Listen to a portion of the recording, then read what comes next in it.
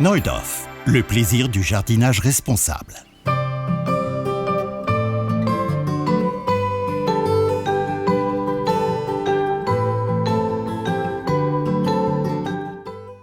Waouh, quel parfum enchanteur mes amis. Bonjour à tous et très bienvenue dans ce nouveau numéro de Découverte Jardin, un numéro estival mais qui s'inspire un petit peu encore du printemps avec ces dernières floraisons du jasmin étoilé qui sera notre plante vedette du moment. C'est tout de suite et on la découvre ensemble.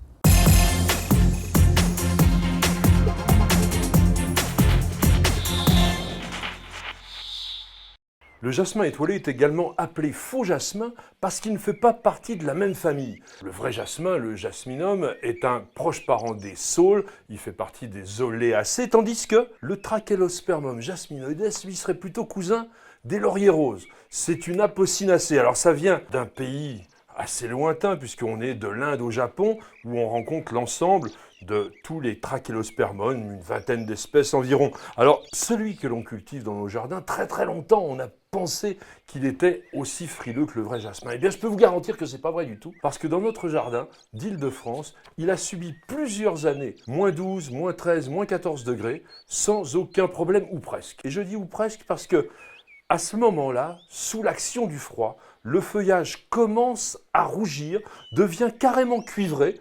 On a l'impression d'avoir une autre plante et si le froid s'intensifie, eh bien il peut perdre une partie de son feuillage. Mais au printemps, il redémarrera et même dans le cas d'un très fort froid, il peut y avoir l'ensemble de la partie aérienne qui se détruit, mais la plante, elle va pouvoir repartir de souche. Alors, comment cultiver ce Trachelospermum ? Eh bien écoutez, plutôt dans un sol légèrement acide, donc apporter de la matière organique, apporter un peu de terre de bruyère au moment de la plantation, et éviter évidemment de l'installer dans un sol trop calcaire. Après, plus rien à faire. C'est une plante volubile, c'est-à-dire qu'il ne va pas s'accrocher au mur comme un lierre par exemple, ou même comme une vigne vierge qui a des ventouses. Non, il va s'enrouler autour de n'importe quel support. Eh bien, il suffit de tendre quelques fils le long d'un mur ou bien de lui offrir un treillage comme support. Le jasmin étoilé est une plante très costaud, on ne peut pas dire le contraire. Toutefois, elle est régulièrement attaquée par des minuscules pucerons que l'on ne voit même pas parce qu'ils sont derrière les feuilles. Et sur les déjections de ces pucerons que l'on appelle le miella et qui est sucré, apparaissent des taches noires comme cela qui ressemblent un peu à de la suie et qui se déposent sur la feuille jusqu'à la recouvrir entièrement. Et ça s'appelle de la fumagine. C'est vraiment très embêtant parce que ça empêche la feuille, la chlorophylle, de faire la photosynthèse et donc de permettre à la plante de se développer. Donc ce que l'on va faire en général, c'est passer après la floraison avec un jet violent de manière à nettoyer ce feuillage. Bon, il n'y a pas grand chose à faire comme entretien sur le Trachelospermum, juste éliminer un peu de bois mort comme ça, quelques feuilles qui peuvent rougir, alors ça c'est pas grave, c'est vraiment des feuilles qui meurent parce que c'est une plante à feuillage persistant, donc on peut les enlever, mais il n'y a vraiment rien, c'est facile comme tout. Avec la chaleur de l'été, les buis se sont mis à pousser et si vous possédez des buis sculptés, ce que l'on appelle des taupières, eh bien il va falloir évidemment passer à la cisaille et les sculpter comme il faut. Je ne pense pas que j'ai tout à fait le même style que Jean-Luc Echen, donc je vous donne rendez-vous tout de suite pour la taille en détail. Il va vous tailler un buis en taupière, vous allez voir, ça va être impeccable.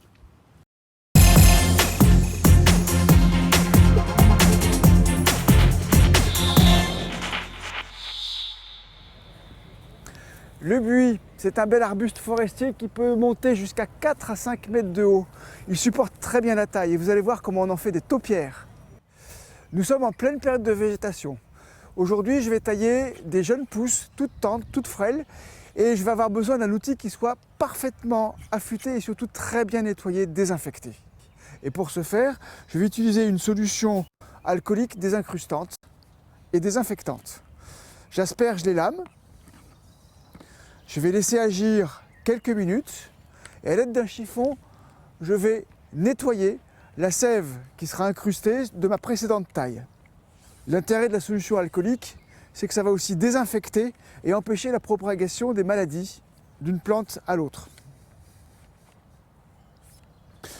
Il faut bien faire attention à ne pas se couper. Je prends l'outil par le milieu et je frotte les lames par derrière. Et je n'oublie pas de bien lubrifier l'outil, les parties mobiles, avec un produit donc dégrippant, désincrustant, protéger l'articulation de la cisaille. Nous avons un buteau pierre, un cône surmonté d'une boule. Il a beaucoup poussé, j'aurais dû le tailler avant, j'ai laissé passer, je vais le tailler maintenant sur la pousse. On va rattraper en fait la forme de la plante avant qu'elle devienne n'importe quoi. Ça a poussé beaucoup et je regarde à l'intérieur l'état de la végétation pour voir la matière, l'ancienne pousse et la nouvelle pousse. Ici. En matière de taille, je vais être amené à prendre une décision de taille. Cette décision, elle découle à la fois de l'observation de la plante et de l'intention paysagère que j'en aurai. Je vais être obligé de regarder ma plante à la fois en détail, mais aussi avec un recul dans son ensemble. Avant de tailler, je vais avoir besoin d'un temps de préparation. Ce temps de préparation, c'est le temps d'observation. Je vais me reculer, regarder la plante sous tous ses angles, la mémoriser et lorsque je serai prêt en train de tailler, j'aurai comme un petit écran derrière mon crâne avec l'image de la plante que je veux avoir. Je vais commencer par le cône, je vais trouver la bonne inclinaison de ma cisaille en regardant du bas vers le haut et le geste sera toujours du bas vers le haut. Je vais tailler progressivement l'ensemble de la plante et je vais tourner tout autour. Je fais bien de haut en bas et je reste toujours avec ma cisaille à la même inclinaison. Ma position des mains sur la cisaille, je suis au plus près pour avoir le maximum de précision. Je surveille avec ma vision latérale la pente, que la pente soit toujours bien régulière. Vous observez que je taille toujours petit bout par petit bout. Je reviens plusieurs fois sur la même coupe en enlevant un demi-centimètre à chaque fois. C'est la garantie pour ne pas faire de trous. Je n'essaye pas d'obtenir quelque chose de parfait du premier coup, j'y vais progressivement. Là j'ai un petit creux que je vais garder. Je me recule un petit peu pour apprécier le travail que j'ai fait. Voilà. Arrivé à ce point de finition, je vais m'occuper de la base de ma plante et je vais lui donner une base bien nette et bien finie. Ça veut dire que je vais avoir un cône et après je vais avoir une légère embase comme ça.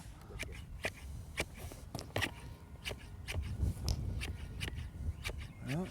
Donc là je coupe toujours un tout petit peu après un tout petit peu.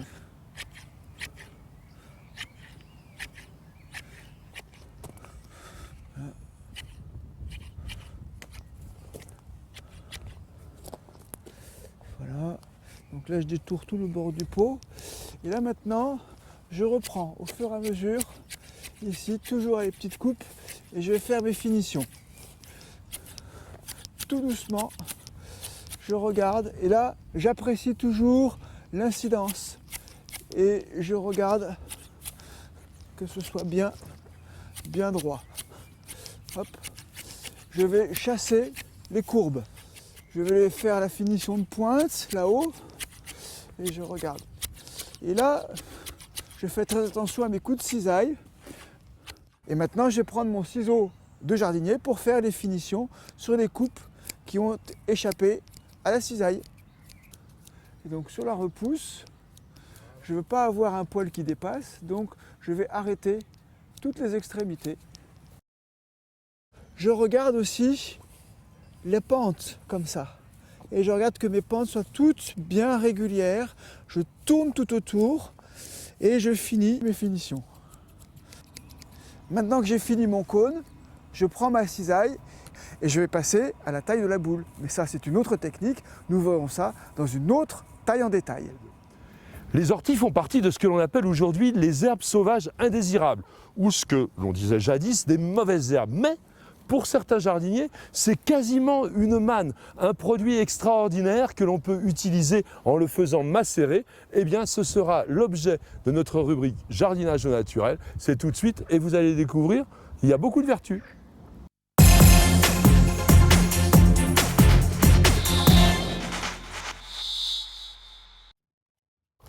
Fabriquer soi-même son purin d'ortie, c'est tout à fait possible, mais ce n'est pas une sinécure. Il faut d'abord prendre des gants, la plante est urticante, il faut trouver bien sûr l'endroit, mais il va falloir laisser macérer 1 kg de ces orties dans environ 10 litres d'eau pendant une quinzaine de jours et obtenir un liquide très nauséabond avant de pouvoir l'utiliser.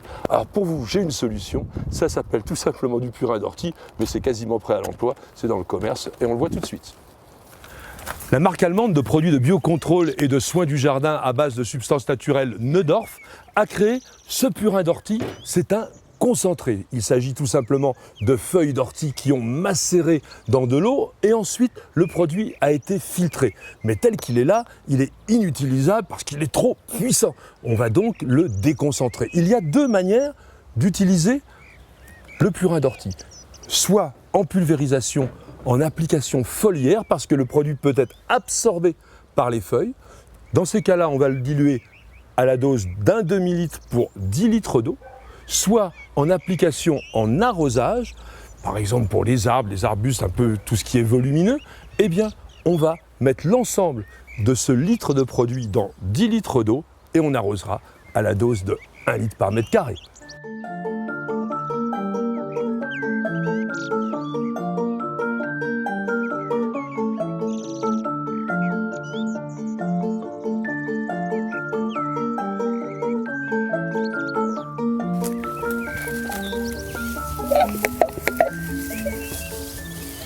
Donc on applique ce purin d'ortie dilué bien sur le feuillage, mais à quoi peut-il donc bien servir? Eh bien, n'en déplaise à mes amis de la culture biologique, ce n'est pas la panacée universelle comme certains l'imaginent, ce n'est ni un herbicide, ni un insecticide, ni un fongicide, ça c'est certain. En revanche, c'est un excellent engrais naturel, un engrais qui va apporter beaucoup d'oligo-éléments, de micro-petites choses qui vont renforcer les défenses naturelles de la plante. Et c'est en ça que l'on appelle le purin d'ortie, ainsi que d'ailleurs les autres macérations végétales, des éliciteurs, c'est-à-dire des substances qui permettent à la plante de mieux exprimer toutes ses défenses naturelles.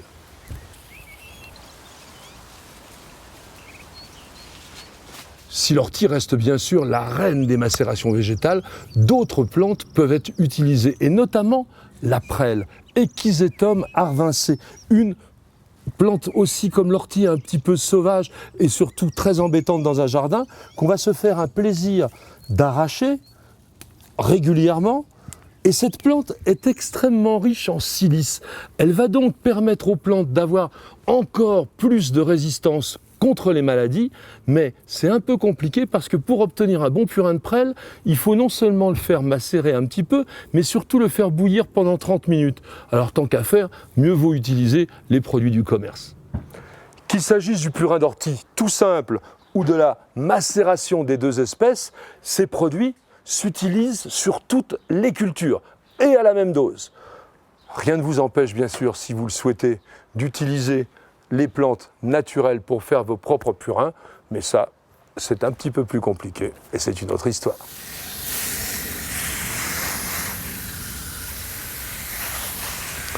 Une des principales tâches du jardinier en été consiste à passer du temps à arroser, du temps et de l'argent.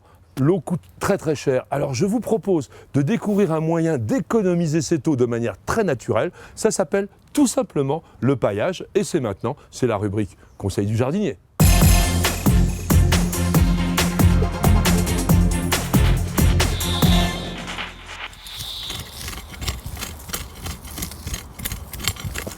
Outre l'arrosage, un des travaux les plus importants en été pour le jardinier, eh bien c'est le sarclage. Le sarclage, c'est l'élimination des herbes sauvages indésirables, ces fameuses mauvaises herbes dont on n'a vraiment pas besoin dans le jardin. Alors, je vous avais promis quelque chose qui vous permet d'économiser l'eau d'arrosage, mais qui va aussi vous empêcher la germination de ces herbes indésirables. Cela s'appelle le paillage. Alors nous allons voir tout cela en détail maintenant avec plusieurs matériaux d'origine naturelle, très simples à mettre en place, très décoratifs. Allez, on y va.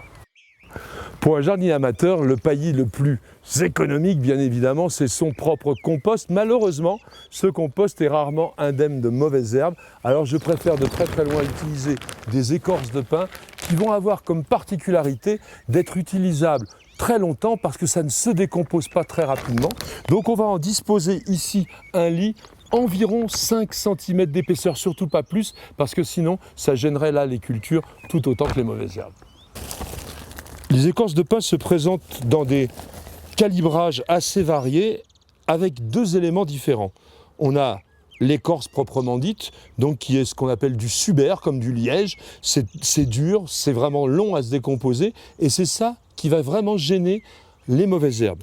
Et puis on a le libère qui est beaucoup plus souple, beaucoup plus mou et qui lui va garder l'humidité et va se décomposer plus rapidement, apportant évidemment un amendement organique naturel à la culture. Alors bien sûr, nous allons épandre notre paillis sur un sol bien propre. Je retire les dernières mauvaises herbes que je peux trouver et directement depuis le sac, j'épand. Donc après, on va pouvoir utiliser un râteau simplement pour vraiment répartir nos écorces de pin. Très important, ce matériau est acide. Donc on va l'utiliser essentiellement sur des cultures qui apprécient plutôt un sol un peu acide et principalement les plantes d'ornement. Au potager, on utilisera autre chose. Alors répartissez de façon très homogène vos écorces de pin de manière à ce qu'elles recouvrent l'ensemble du sol et donnent un aspect extrêmement décoratif à votre massif. N'hésitez pas à plomber, comme on dit, en langage jardinier, c'est-à-dire donc à tasser avec le dos du râteau ou même éventuellement avec le pied. Comme ça, vous êtes sûr d'avoir un paillis bien régulier.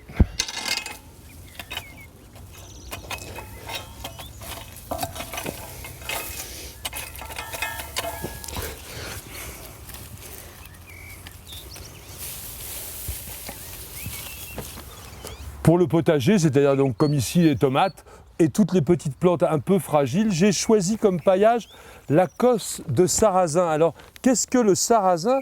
Le sarrasin, c'est Phagopyrum esculentum pour les botanistes.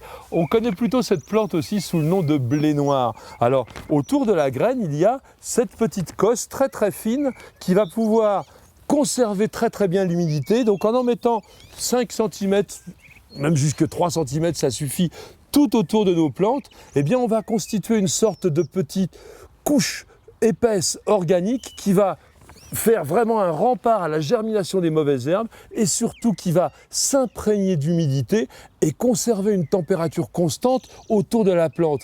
Et cerise sur le gâteau, ce produit contient un engrais organique supplémentaire qui se diffuse très lentement sur une période d'environ 100 jours et donc vous êtes assuré de la fertilisation de vos plantes de façon tout à fait discrète et vous m'en direz des nouvelles. Rien ne vaut la pelle à terreau pour bien répartir la cosse de sarrasin au pied des plantes parce que c'est un produit d'une grande finesse, pas si facile que cela à manipuler avec les mains. L'avantage de la coque de sarrasin, c'est sa finesse. En fin de saison, il vous suffira d'enfouir ce paillage avec un léger griffage pour obtenir un excellent engrais naturel. Si comme nous, vous êtes des adeptes de l'exotisme et que vous aimez par exemple les bananiers comme ce bananier d'Abyssinie, pourquoi ne pas les pailler avec des produits du cru, des produits tropicaux, par exemple du coco? Eh bien ça c'est très intéressant parce que non seulement vous avez des parties fibreuses mais également des parties spongieuses et c'est comme du bois, ça va durer quand même très longtemps, au moins pendant 2 saisons, ça empêche vraiment les mauvaises herbes de passer et ça va conserver l'humidité tout en apportant petit à petit de l'humus au sol. Donc en quelque sorte un produit absolument parfait. Alors le coco fait un tapis assez léger et également très décoratif, avec une odeur qui n'est pas désagréable du tout. Ça sent un peu l'humus, c'est vraiment très sympa.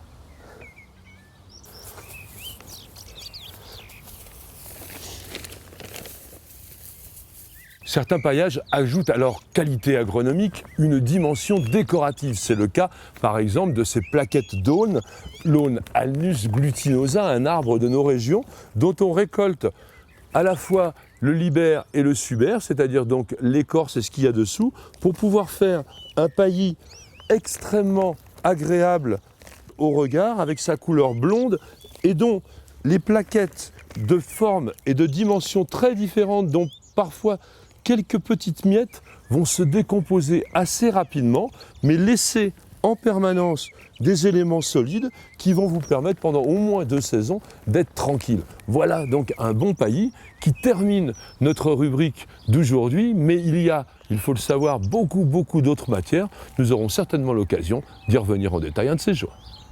Un bassin est un lieu magique dans un jardin et un énorme réservoir de biodiversité. Je vous conseille donc d'essayer d'accueillir un petit plan d'eau dans votre jardin.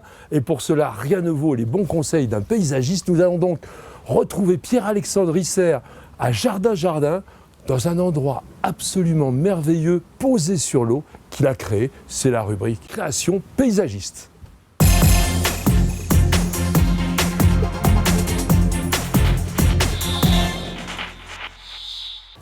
Notre métier de jardinier paysagiste nous permet d'installer des jardins sur des terrasses, dans des cours, sur de la pleine terre, à peu près là où on veut aujourd'hui, avec de nouvelles techniques. Nous sommes ici à Jardin aux Tuileries, édition 2015, et je vais vous présenter le Jardin Noir. Ce jardin a été réalisé sur une surface de 100 m², il est totalement hors sol, il est posé sur un sol dur, il peut être réalisable dans une cour, dans un jardin, il est totalement reproductible.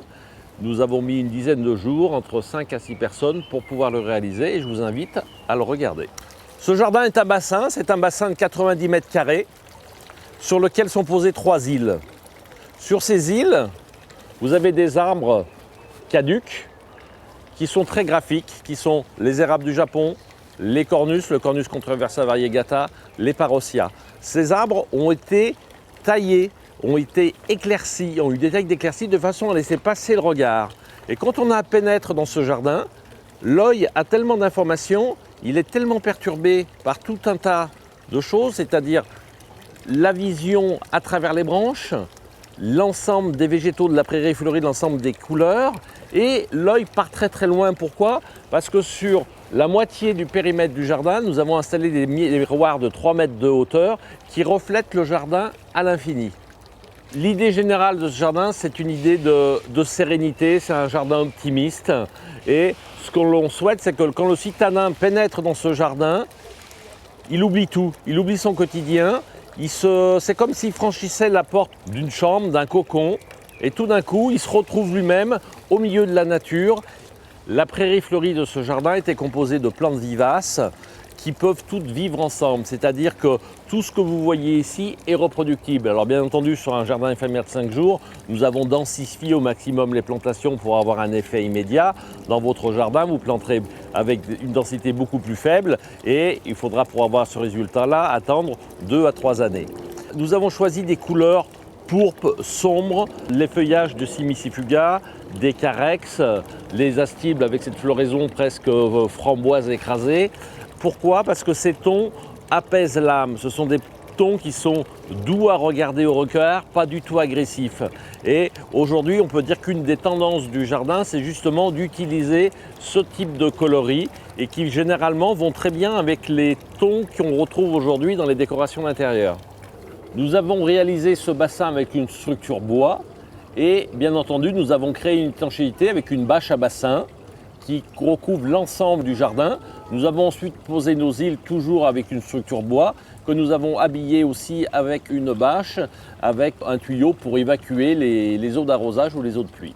Nous avons utilisé pour planter ce jardin des arbres qu'on utilise beaucoup pour les jardins de ville ou les terrasses, notamment les érables du Japon qui demandent une terracide mais qui sont des arbres très faciles et qui sur une taille de 3-4 mètres de hauteur ressemblent déjà à un vieil arbre. Ce sont des arbres qu'on peut vraiment éclaircir pour laisser passer le regard. Nous utilisons aussi le Parossia persica, qui est un très bel arbre avec des couleurs d'automne absolument extraordinaires. Et bien entendu, d'autres arbres qui sont les cornouillers, qui sont un peu mes chouchous. Ici, un Cornus cousa et derrière moi, un Cornus controversa variegata.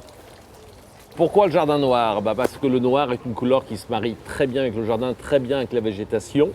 Et les structures du jardin sont noires, les dalles sont en ardoise, nous avons des feuillages pourpres avec les érables.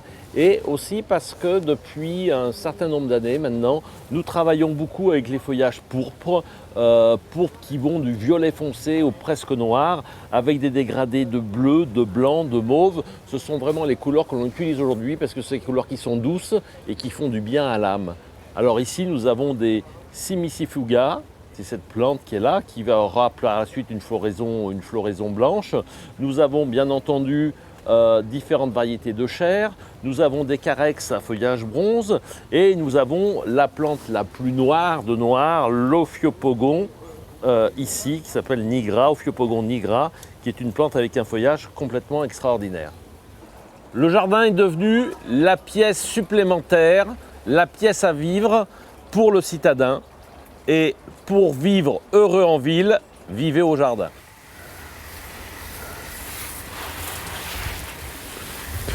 Si tout comme nous, vous êtes collectionneur de plantes et que vous disposez d'énormément de potées, difficile de prendre ses vacances, à moins de trouver quelques petites astuces. C'est ce que va vous proposer Nicole tout de suite dans sa rubrique Mon jardin au féminin. Et vous allez voir, non seulement c'est simple, c'est pratique, c'est efficace, mais en plus, c'est pas cher.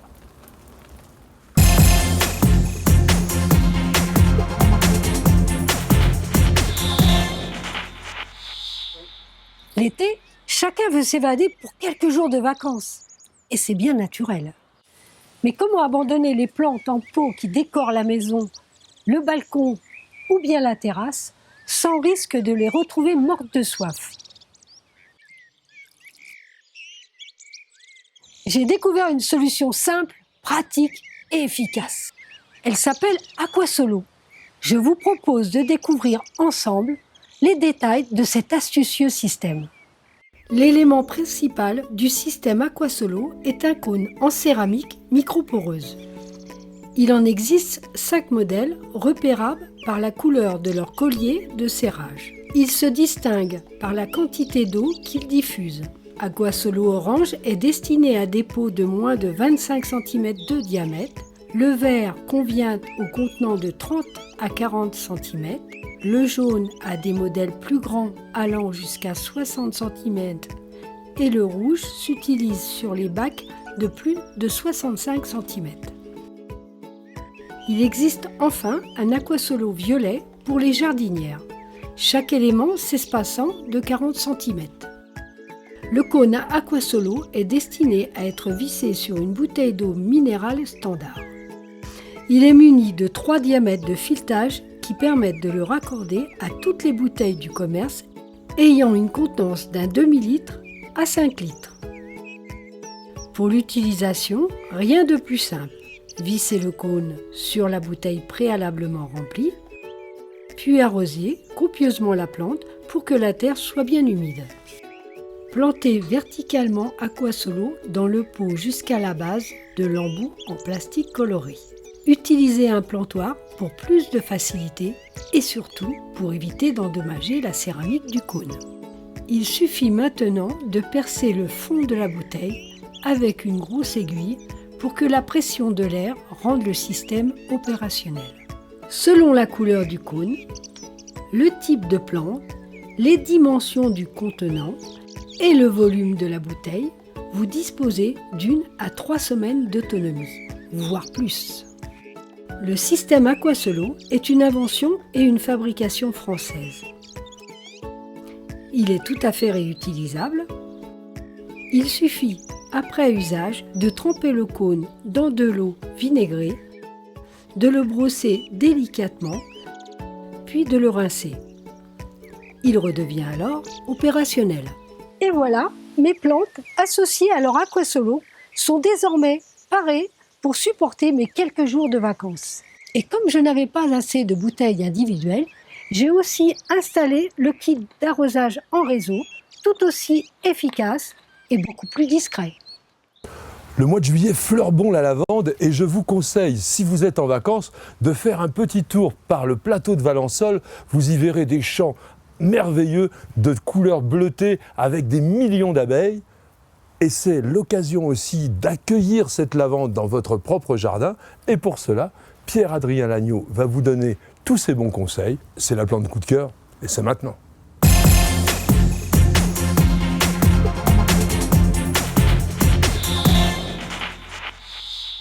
La lavande papillon est une variété de lavande très décorative grâce à son port compact et à ses épis très originaux puisqu'il y a de longs pétales à l'extrémité, qu'on appelle aussi des bractées, qui ressemblent à des papillons en train de butiner la fleur. C'est une lavande à floraison précoce puisqu'elle sera en fleurs du mois de mai jusqu'au mois de juillet et une floraison très abondante. Les coloris vont du violet foncé en passant par le mauve, le rose et même le blanc. C'est une plante très parfumée et donc très mellifère qui va attirer les abeilles et qui a un très joli feuillage fin, vert argenté. C'est une plante qui a besoin de plein soleil grâce à ses origines méditerranéennes. Là, nous sommes sur la terrasse, je vais la planter en pot. Elle ira aussi parfaitement bien dans le jardin. Vous pouvez l'utiliser en isolé, en massif ou en bordure. Attention, il faut toujours que le sol soit bien drainé. Donc dans le pot ici, on va commencer par mettre les billes d'argile.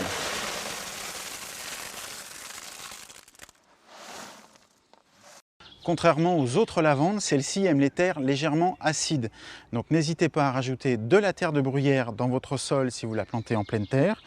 Un sol pas trop riche non plus, elle n'aime pas les excès d'engrais. Et là, un bon terreau de rempotage, avec si possible un peu de terre de bruyère aussi dedans pour l'acidité.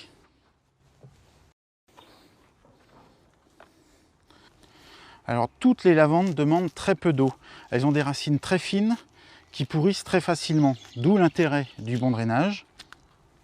Et une fois qu'elles sont installées, on arrose vraiment très peu. Donc le seul entretien, ce sera après la floraison, en fin d'été. Vous la taillerez légèrement pour lui garder une forme de boule bien compacte. Sinon, comme toutes les autres lavandes, le buisson va s'ouvrir, vous verrez le bois sec, et quand on taille une lavande sur le bois sec, ça ne repart pas. Donc toujours une taille après la floraison. On va tasser la terre comme toujours pour bien chasser les poches d'air et éviter que les racines ne sèchent. Le feuillage de cette lavande est bien sûr persistant et elle fera merveille en association avec d'autres plantes méditerranéennes, les autres lavandes bien sûr, mais aussi du romarin par exemple. Et au pied des rosiers, son odeur repoussera les pucerons. Voilà. Après la plantation, un bon arrosage, comme toujours. Et puis chaque année, vous lui ferez un bon surfaçage en enlevant à peu près 10 cm de terreau pour apporter une terre neuve et meilleure pour la plante. Et pour toujours faciliter le drainage, n'hésitez pas à placer des petites cales sous le pot pour le surélever et faciliter l'écoulement de l'eau. Merci d'avoir suivi ce nouveau numéro de Découverte Jardin. Et malgré la grosse chaleur de ce début juillet, vous avez pu remarquer que le jardin restait quand même tout en beauté. Eh bien, c'est simplement une question de sensibilité de jardinier et surtout aussi de gros arrosages. Alors, je vous dis très bonnes vacances, très bel été et je vous donne rendez-vous très bientôt pour un nouveau numéro de Découverte Jardin. C'est sur News Jardin TV, bien sûr.